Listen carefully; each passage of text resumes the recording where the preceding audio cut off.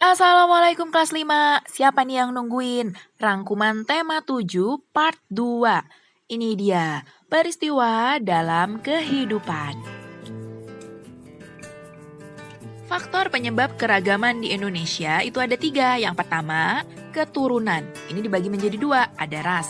Papua Melanesoid, Negroid, Wedoid, dan Melayu Mongoloid. Yang berikutnya adalah suku. Untuk suku-suku di Indonesia bisa klik link di atas. Yang berikutnya adalah perbedaan kondisi geografis dan pengaruh budaya luar. Awalnya, kedatangan bangsa Eropa disambut baik oleh rakyat Indonesia. Namun, lama-kelamaan niat buruk mereka terkuak juga akibat dari mereka memonopoli perdagangan, mencampuri urusan kerajaan-kerajaan di Indonesia, membenci agama yang sudah ada terlebih dahulu di Indonesia, dan berbuat sewenang-wenang terhadap rakyat Indonesia. Peristiwa perlawanan terhadap Portugis terjadi di Malaka oleh Sultan Ali Muqayyad Shah dari Aceh, Sultan Alauddin Riayat Shah, dan Sultan Iskandar Muda. Kemudian di Maluku ada Sultan Hairun dan Sultan Baabullah dari kerajaan Ternate dan Tidore. Pahlawan dari berbagai daerah yang berjuang melawan Belanda. Teku Umar dari Aceh.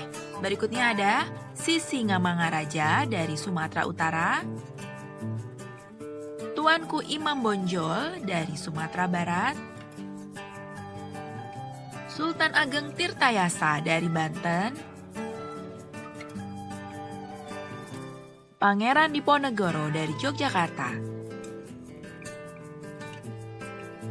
Pangeran Antasari dari Kalimantan Selatan, Sultan Hasanuddin dari Makassar, dan Patimura dari Maluku.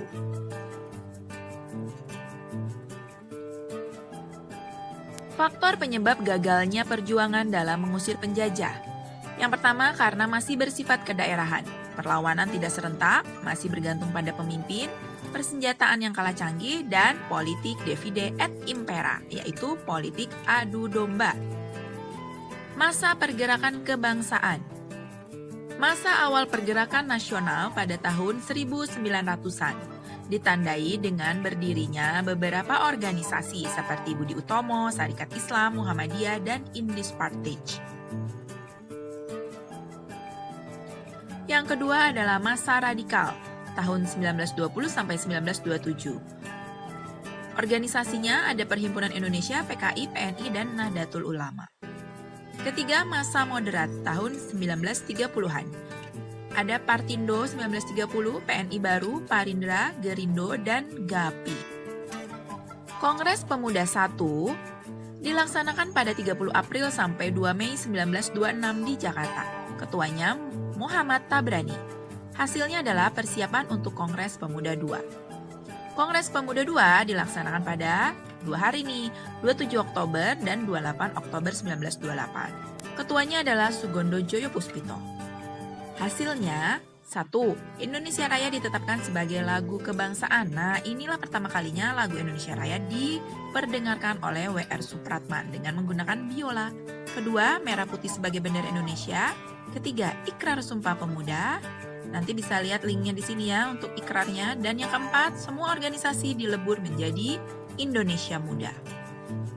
Kongres Perempuan Indonesia yang pertama diadakan pada 22 Desember 1928 di Yogyakarta dipimpin oleh R.A. Sukonto. Hasilnya adalah membentuk Perserikatan Perempuan Indonesia atau PPI. Kongres Perempuan II dilaksanakan 20-24 Juli 1935 di Jakarta yang dipimpin oleh Sri Mangun Sarkoro. Hasilnya, ditetapkannya pelaksanaan kongres setiap 3 tahun sekali dan pembentukan Badan Penyelidikan Buruh Perempuan Indonesia.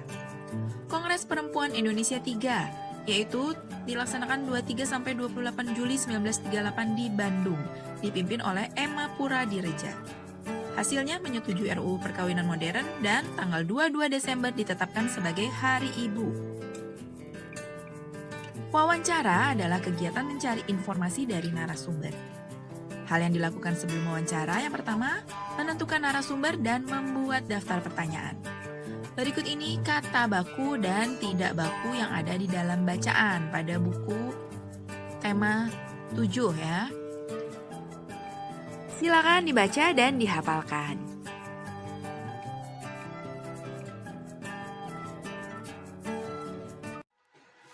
Terima kasih sudah menyaksikan. Oh iya, yang belum subscribe, yuk buruan di-subscribe.